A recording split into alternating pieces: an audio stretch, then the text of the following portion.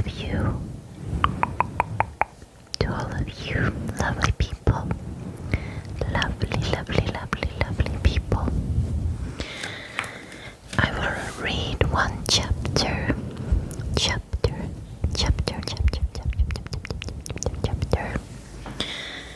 from the book called The Greatest Nobodies of History. The Greatest Nobodies of History, history, by Adrian Bliss. Adrian Bliss, Bliss.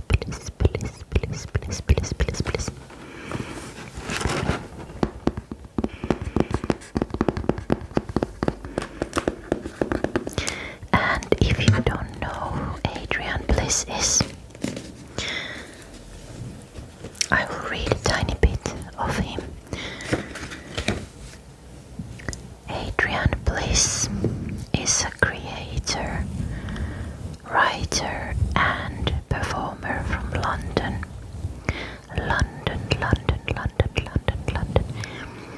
Best known for his comedy sketches online, which explore everything from history to natural science to religion.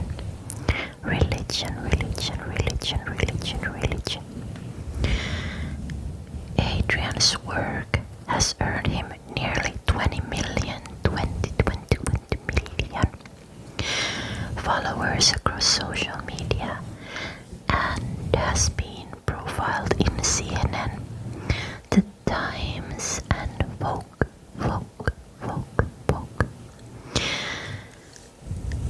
Adrian was named one of the new faces of comedy at Just for Laughs, and his acclaimed one-man play Inside Everyone sold out at the Edinburgh Fringe Festival prior to opening.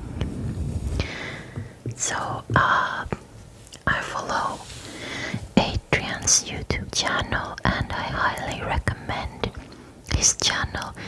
He's so funny and he's so smart, and I bought this book maybe 2 months ago, and I highly recommend the channel and the book and the book and the channel and the book and the channel. He's so funny and so clever, and I will read first a little bit of introduction to the book, so you know kind of what to expect. History belongs to the heroes, but to get the full story, sometimes you have to ask the side characters. The lives of Leonardo da Vinci, Henry VIII, and Queen Victoria fill bookshelves and fascinate scholars all over the world. But little attention is given to the ferret who posed for the Renaissance master, the servant who oversaw the Tudors' toilet time, or the famous horse who thrilled the miserable old monarch. These supporting cast members have been waiting in the wings for too long, and Adrian Bliss thinks it's high time they join their glory-hogging contemporaries in the spotlight. Fortunately, thanks to some recently discovered ancient complaint letters, court transcripts, and memoirs in bottles, now they can. Equal parts fascinating and hilarious, The Greatest Nobodies of History is a surreal love letter to life's forgotten heroes, featuring hitherto undocumented accounts from ancient Greece to the front lines of the Great Emu War. All that follows really happened, some of it could even be true. True.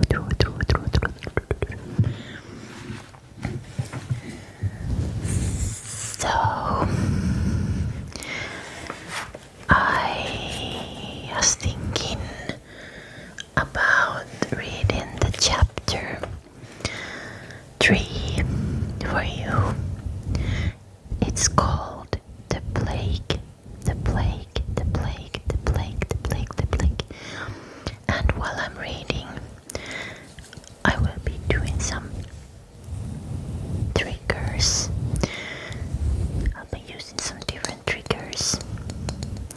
I have this sensory brush right here, so I can brush you, so you can relax and just listen.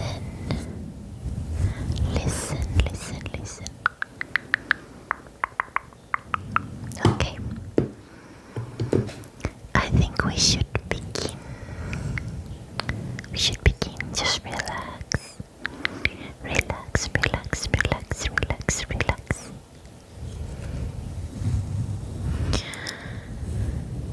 In the 14th century, Europe woke up to the first glimmers of the Renaissance. About 800 years prior, the mighty Roman Empire, picked apart by invasions, corruption, debts, and Jesus, finally said, "Sod it," and packed it all in, plunging the entire continent into what's commonly been known as the Dark Ages. Someone wasn't watching the flame. While most historians now disagree with this term, because apparently lots of things did happen in the Dark Ages. It was still a bit of a rubbish time to be alive, especially if you were born at the tail end. Europeans kicking about in this unfortunate period had to endure one of the worst pandemics the world has ever known, the Black Death. Black Death.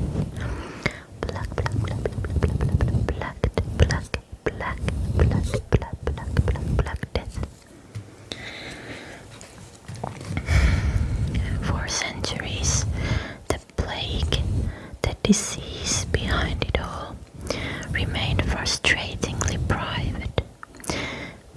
But in 2022, a once-in-a-lifetime opportunity presented itself to London journalist Dennis Pepys. An exclusive sit-down interview with the harbinger of misery herself. I arrived early at a private members club in central London where waiters are serving much needed coffee to hungover creatives, early bird entrepreneurs, and other assorted insufferable. It's Sunday morning, and regrets from the night before seem to swirl around about the head of a famous actor hiding in the corner. He gobbles down a minimalist full English breakfast in the hopes of quietening his spiraling, margarita-muddled mind. He catches me staring and shoots me a look, at which point I realize it's just an ordinary man, and my speculations are totally unreasonable.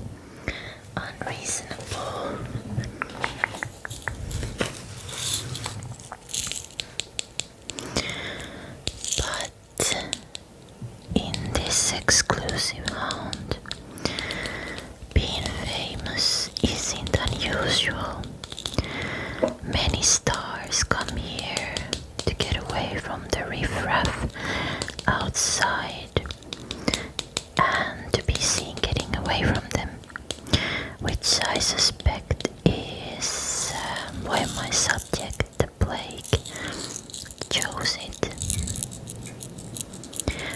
she is no longer splashed across the tabloids and on the lips of the masses like some of her modern imitators.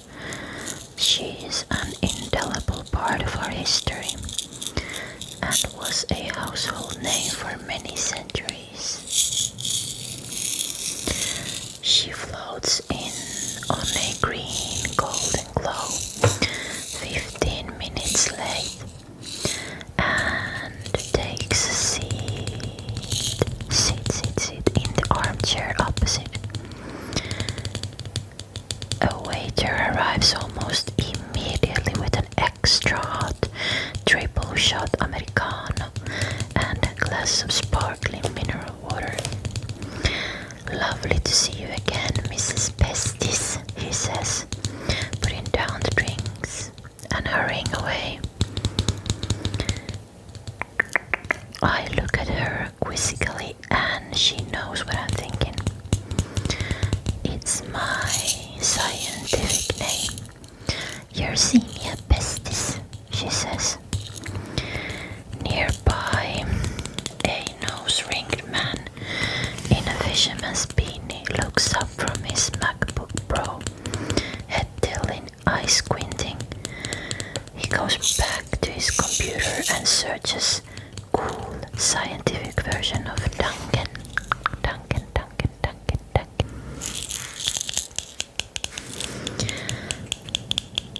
Yersinia has only been interviewed once before. My great-great-great-great-great-great-great-great-great-grandfather, Samuel Pepys, did a whole feature on her for the London Gazette. But on print day, the grey fire of London tore through the city and the piece went up in flames. Now, through some bizarre, protracted nepotism, I am here to pick up his mantle. I confess I am feeling rather intimidated to follow in the footsteps of one of history's greatest chronicles. But Yersinia puts me at ease. I'm sure you'll do just fine, darling. Darling, she says. Just don't make the same mistake and ask me my age. I ask why she agreed to be interviewed now, after so much time out of the limelight. Don't make me change my mind, she says, unsmiling. I bow my head like one might bow to a queen, and who can blame me? Yersinia is microbe royalty, perhaps the most famous disease there ever was.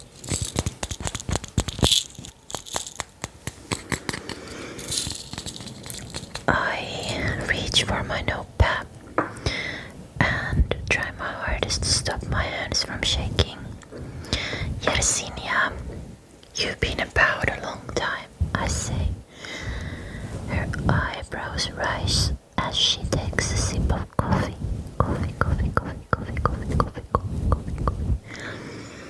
And you've touched millions upon millions of lives. Would you mind starting from the beginning and telling me how it all began?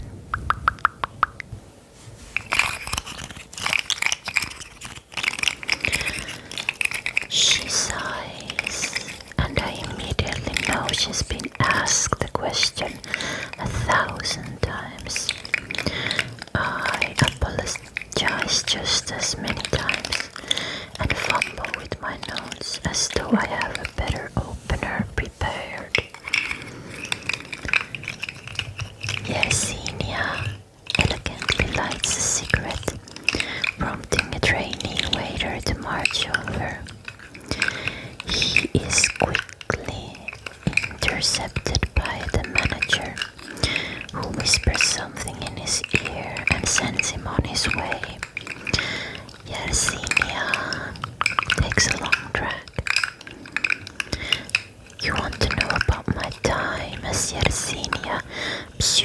tuberculosis, she says. If that's alright, I stutter. It was dull, but we all have to start somewhere. And is that why you chose to evolve? Yersinia transformation from pseudo-tuberculosis to pestis remains a blueprint for mild but ambitious pathogens everywhere, and she is forever inundated with invitations and requests to impart her wisdom. She tells me just yesterday she received a handwritten letter from a fledgling young bacterium, desperate for advice on how to make it big. If you have to ask, she says, then it's not going to happen. But it wasn't all rainbows and pustules overnight. Even as the more virulent pestis, Yersinia still had to pay her dues. I cut my teeth in Asia, in small mammals, rats mostly. Hardly glamorous, but it got me ready for my big break. Her big break, of course, was her ingenious move into humans. A move that would change the course of her life and our lives forever. How did you come up with it? I ask. I didn't, she says. It was Natasha. She looks out of the window and I see a bittersweet montage of memories flicker past her eyes. She bids me world domination and I said, sign me up, doll. Doll.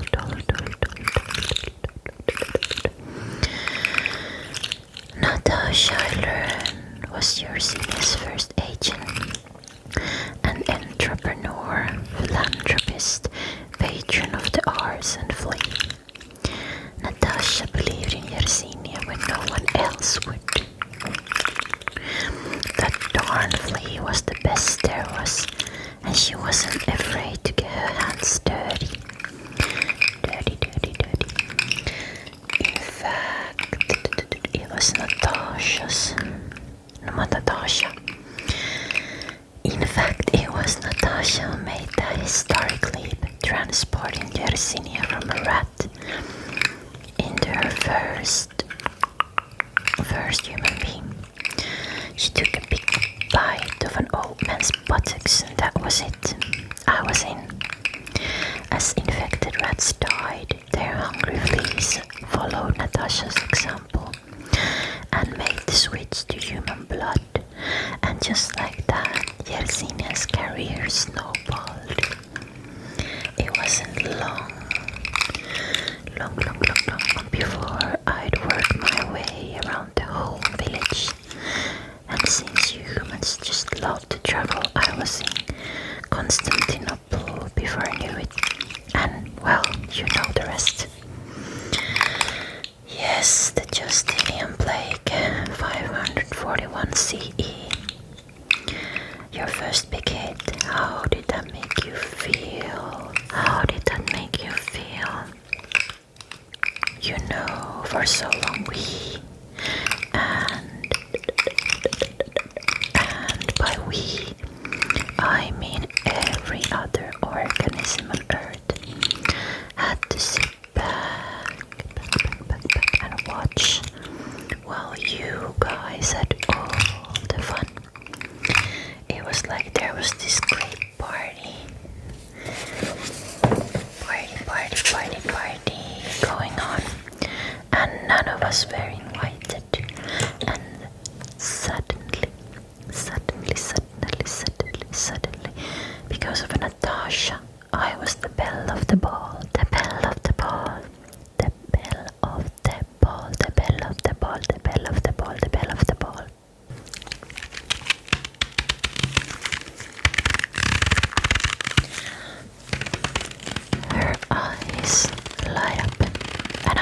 she's being transported right back. How would you describe those early days? I ask. Golden, they were golden, golden, golden, golden, golden. She's almost lost in the reverie, but sees me and remembers to elaborate. I saw everyone. I did everything. I was in the tavernas and the workshops, the brothels and the palaces. I was at the parties and the dances and the weddings. Oh, it was everything they say it was and more. She leans back, bathing in a nostalgic glow. And what was the reaction from your peers? I imagine some of them were quite jealous of your new life, I say. Oh, no doubt. They all came out of the woodwork. Some pathogens I hadn't spoken to in years were suddenly sending flowers and asking me out to brunch. Others, well, they just got bitter. I ready my pen to take down a name. She notices. It's no scoop, sweetheart. It was just Durovalaria immitis, an old girlfriend. Or duck. Heartworm, as she goes by now. She sent me a vicious letter accusing me of forgetting where I'd come from. Had you forgotten? Have you ever been a rat's anus, honey? You'd want to forget too. We both have a little laugh, and I wonder if she is warming to me. Did she have a laugh with Grandpa Pepys? Perceiving the seed of a friendship, I consider abandoning my next line of questioning. But then remember that she's the actual plague and I am a serious journalist. So, you are enjoying being a part of our world. Was the feeling mutual, I ask? Whatever do you mean? She says, squinting. Well, the people of Constantinople welcomed you into their lives by showing you fun, affection, family, community. In return, you gave them fever, headaches, swollen lymph nodes, muscle pain, tissue necrosis, and more often than not, death. I say, avoiding eye contact. The warmth evaporates and I immediately wish I'd just ask her about her plans for the weekend. For the weekend. The coffee here isn't the coffee here great? I say, sipping my rancid flat white. Look, I regret the death part, she says, finally. Killing your host is never ideal. Never ideal. But you do what you need to do in order to survive. Not just survive, flourish, I say. You are flourishing. Well, if you say so, she says with her best bashful smile. Of course, the Justinian plague was just the beginning, a spectacular debut, but not your magnum opus that came nearly 1,000 years later with the Black Death.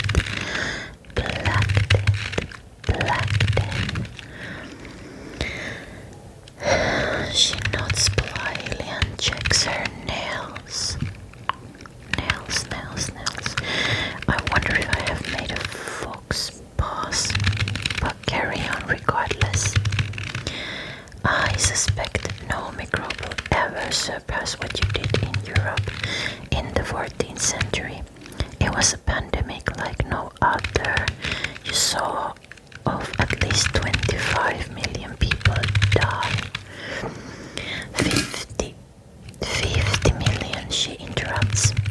sorry, 50 million, by any measure between half and 2/3 of the population. Population.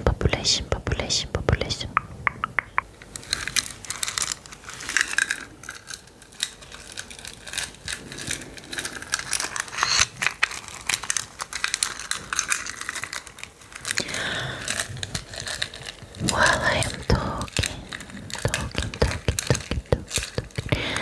Yersinia summons one of the waiters and orders another extra hot triple shot Americano.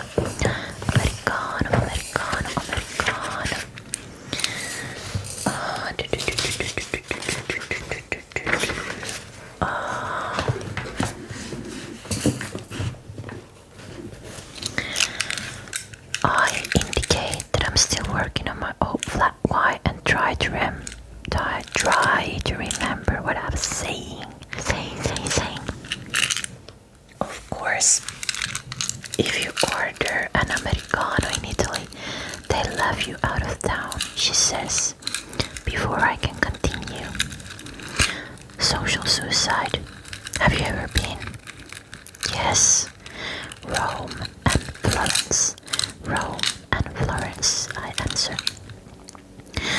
Isn't Florence a dream? You know it well, I say, fully aware. She'd spent enough time there to wipe out half of its residents.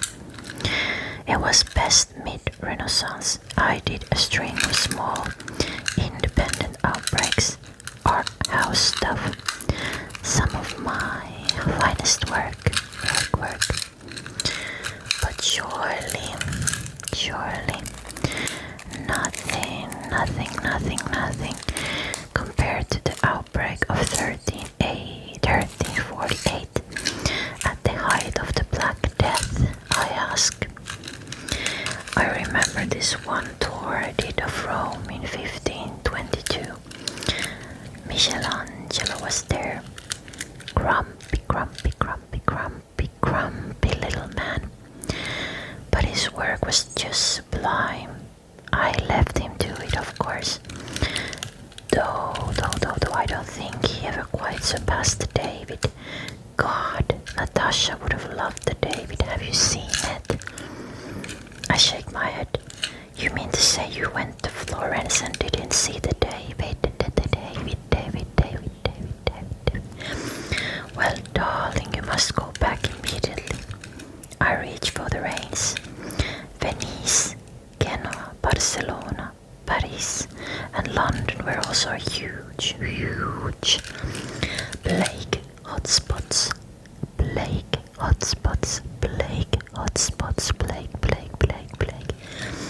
Not to mention many smaller cities, towns, and villages across Europe. You brought an entire continent to its knees in record time. Was there a plan, or were you just making it up as you went along? Yersinia's Americano arrives, but it is not hot enough. The drink is quickly recalled and brought back steaming, by which time neither of us can remember the question. Sorry, darling, what did you want to know? I checked my notes. I was wondering whether the Black Death was all planned out beforehand, or if you were sort of improvising as you went along. Planned. I guess, I don't know. Can we talk about something else? She says, sighing. I fumble and can almost hear Grandpa tutting from the heavens. It's just all so dreadfully boring. Dreadfully boring. She complains as I try to think of something to say. But it's your crowning achievement, your greatest work. Dull, she says, looking out of the window for something more interesting. I thumb through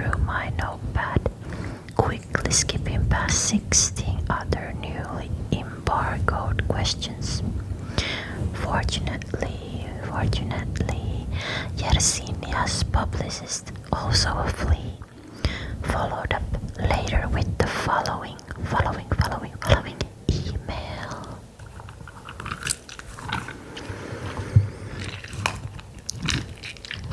Apologies. I believe there might have been some crossed wires. Yersinia prefers not to discuss BD. She finds it also dreadfully boring. Please refer to the below press release for the information you require.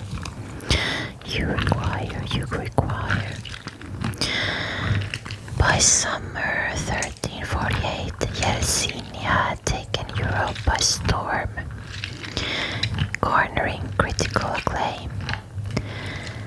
The Florence Tribune described her performance as devastating, and the Paris Herald lauded her as the second most painful way to die, after being flayed alive by a butter knife. Released in several powerful variants: bubonic, septicemic, and pneumonic. Yersinia could be transmitted through a cough, a sneeze, or a drop of blood. This three-pronged approach made the Black Death one of the fastest growing and most fatal pandemics in human history. It starts raining outside, and we spend a few minutes discussing the discrepancies between reality and the morning forecast. I can tell she finds this conversation just as dull, but it's buying me some time to figure out what to say next. As she graciously answers a question about average rainfall where she lives, I wonder why the architect of such a famous and successful pandemic is so reluctant to discuss it. I do understand her boredom. She must have spoken about it endlessly for centuries and are all stars sick to the back teeth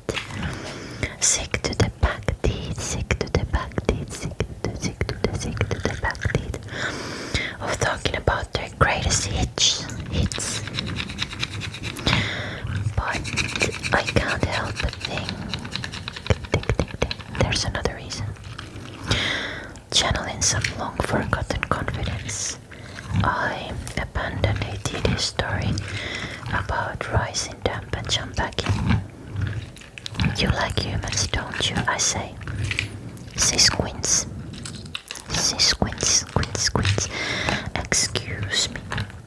Excuse me. You said your time in Constantinople,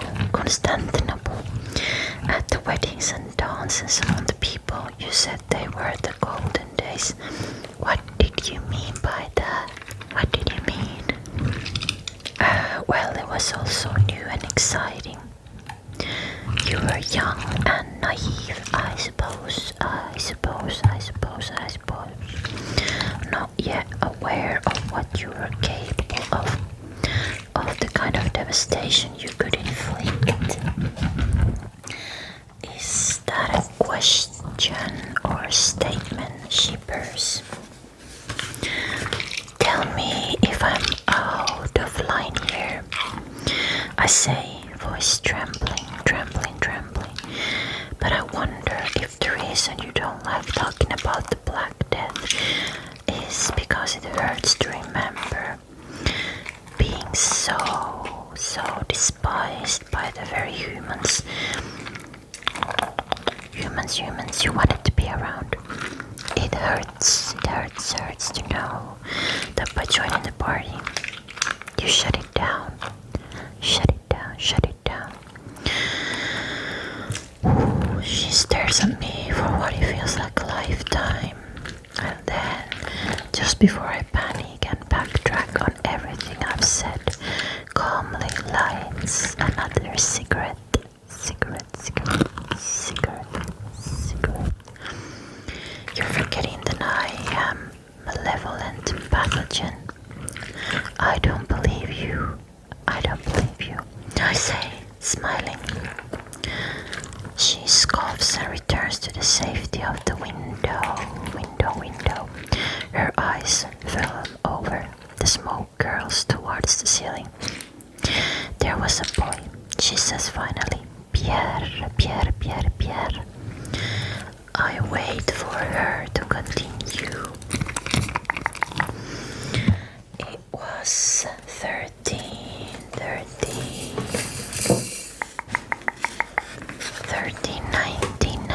99. Things were slowing down. She takes a big drag. We met in a tiny village in the south of France. The second I laid eyes on him, I said, Boy, I could give it all up for you, and so I did. I moved in. Hell fell head over heels, and within a week he was dead. We sit in silence. Yersinia, have you tried the Bloody Marys here? She says, clicking her fingers. I lean in, desperate, not to lose her. Pierre, was he? No more of that. We're having cocktails. She interrupts. I explain that I never drink on the job, but she calls me dull, and I have to accept. To Marys, you know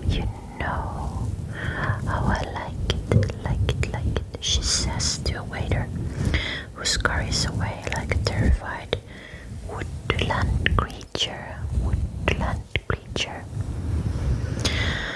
Did you ever meet her? Bloody Mary, I ask. Queen Mary the First. I was all over her, but she was asymptomatic, not so much as a sneeze. I see a spark come back and I don't want to lose it. You must have had quite a few famous victims over the years, I say. Well, I don't like to name drop, but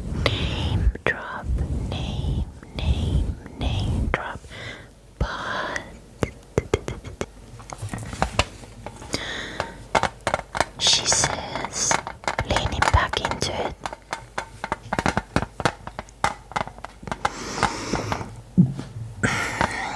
Do you know Alfonso 11?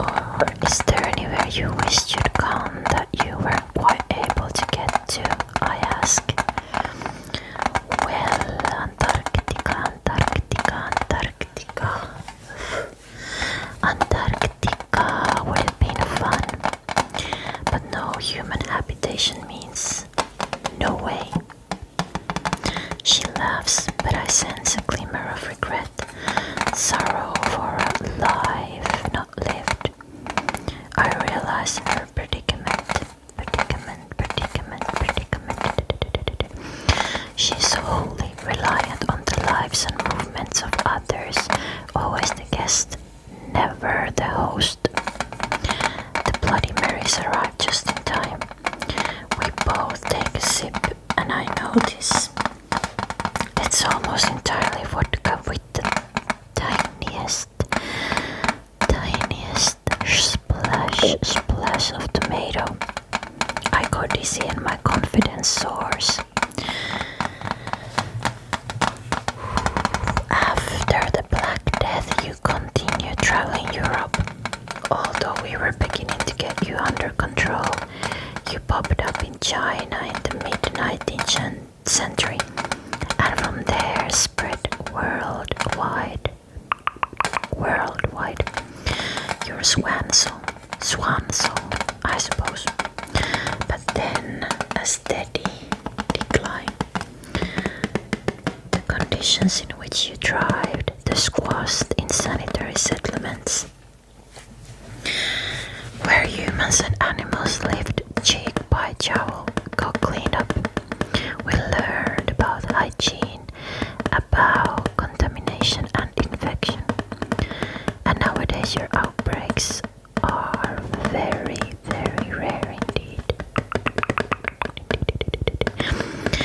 There are occasionally a few isolated incidents, the odd mini flare-up in small communities. But with modern medicine, you are treatable. You are no longer a threat.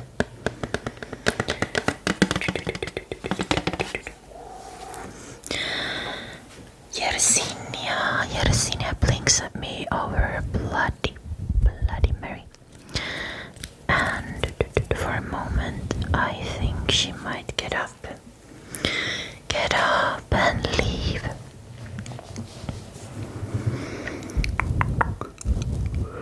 Something stirs in her, an ambiguous sadness finally recognized. Well, you do know how to make a girl feel special, don't ya? She says, voice cracking.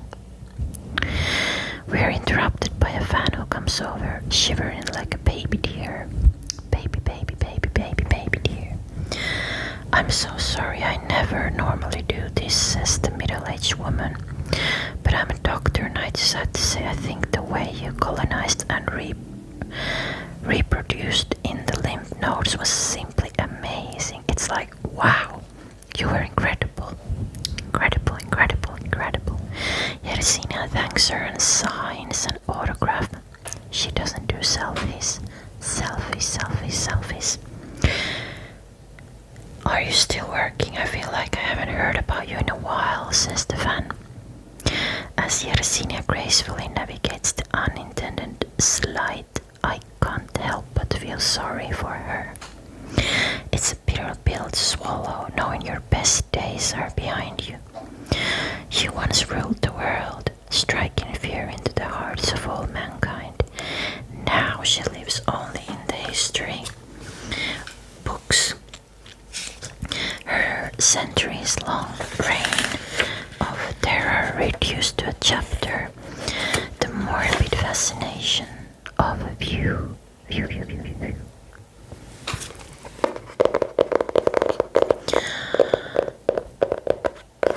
But while Yersinia's star fades, her kin are very much on the rise. Every year, a bright-eyed young microbe launches their career, hoping to make it big. I look across at the hand sanitizer dispenser fixed to the wall. Duncan. Engaged in a video conference call next to us, and the terrified-looking lady wearing a face mask in the corner, and wonder what Yersinia thinks of a certain pathogen following in her footsteps. Oh yes, she was good, she says, eyeing up a QR code stuck to the table. Yersinia lights yet another cigarette, the wistful turn in our conversation taking its toll.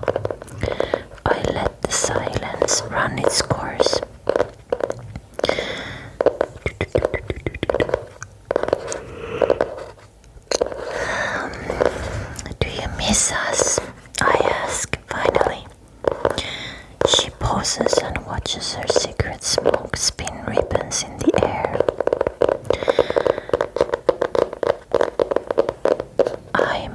very soul. Some of you can smile in the face of anything. I know she's talking about beer, but I don't dare ask. I check my watch and realize we're coming to the end of our allotted hour. Just some quick fire questions before I finish. If you don't mind, I say. She nods.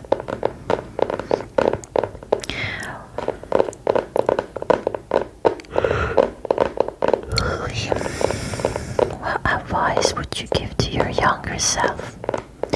Never stop believing, because one day, darling, you're going to rule the world.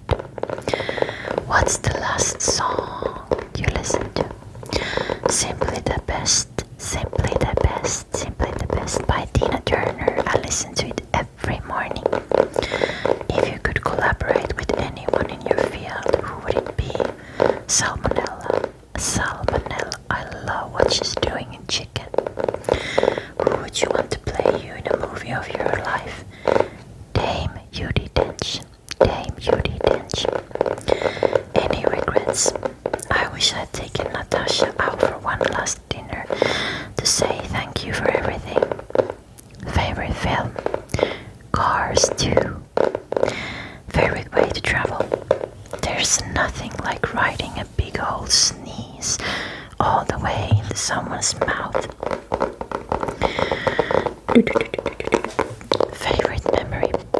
Lying in a wheat field with Pierre, counting the stars just before he erupted in boils and pustules.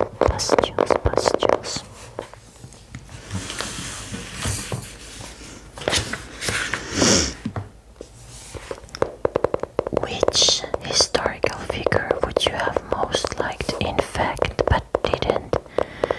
Margaret Thatcher. How do you like to wind down at the end of a long day? I like to sit on the veranda at my home in Provence, sipping a martini, listening to the birds. Plans for the rest of the day. I'm meeting tonsillitis for lunch, and then we're going shopping in Harrods.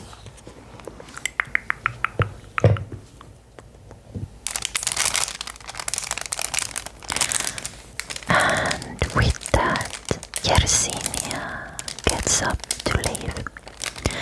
So, who did it better, me or Grandpa? I ask, half jokingly. She puts on a pair of huge Dior sunglasses. Well, put it this way, sweetheart. Grandpa didn't take the cocktail, she says. I insist on paying the bill, but she tells me they never charge her here. We shake hands and she disappears into Soho, green glow trailing behind her. Over the next couple of days, a strange feeling comes over me. I come down, perhaps, from my counter with one of the most notorious historical figures of all time. As I scramble to finish this feature before my headline, an unrelenting headache thumps at my forehead and fever pumps through my veins. Eventually the boiling blood spills out into tender lumps and bumps on my skin. In search of some antibiotics, I limp past the private members club to find it boarded up. A gaggle of disgruntled creatives check their phones for somewhere else to go in front of a giant red X painted on the door. I chuckle and in the process cough out several vital organs. She's still got it. I say, picking up my liver.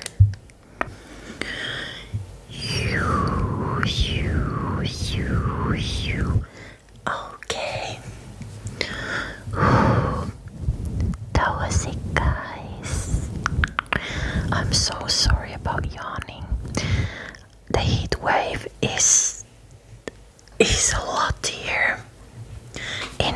pregnant right now, and it's wearing me down a lot. I barely have energy to do anything, but I always have energy for you guys. You give me energy and you give me the feeling of purpose, so thank you to each and every one of you who watch my video and or listen to my videos. Thank you so much.